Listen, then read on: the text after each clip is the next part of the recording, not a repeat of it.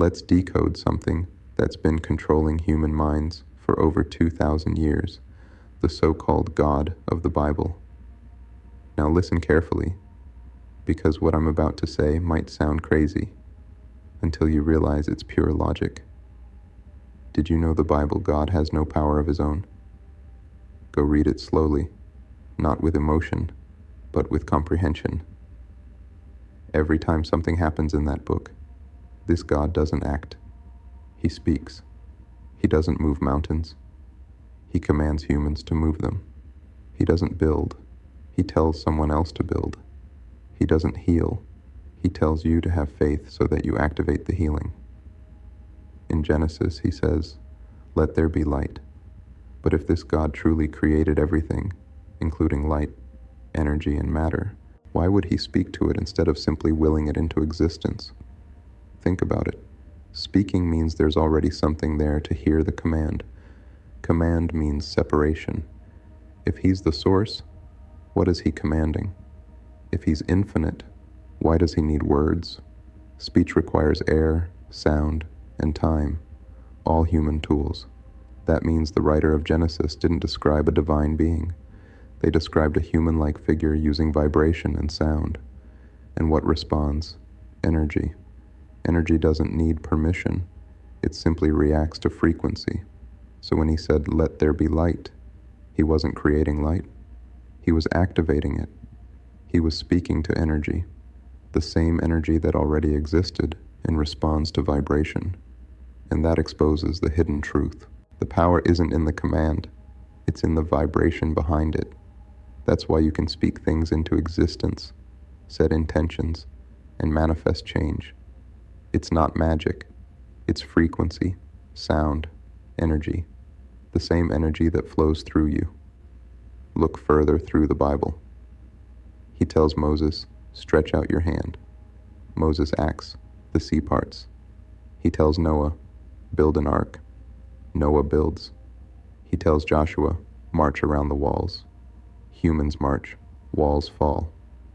He tells Elijah, "Pour water on the altar and call to me."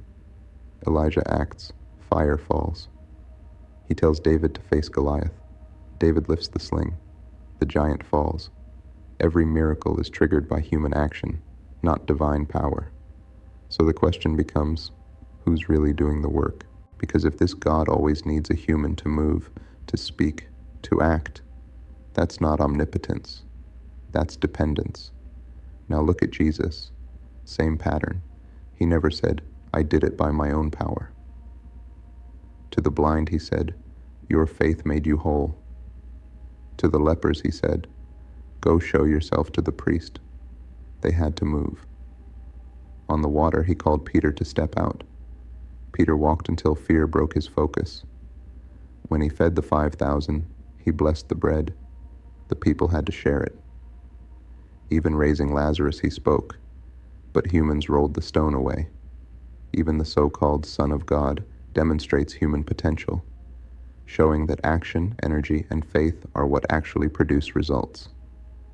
And understand this, when I speak about God and Jesus, I'm not saying they're literal beings. The Bible uses characters to describe human consciousness. Each one represents energy, mindset, and potential within you. The stories are metaphors, coded messages showing how thought, vibration, and belief shape reality. That's why their miracles mirror what humans can do when awareness meets energy.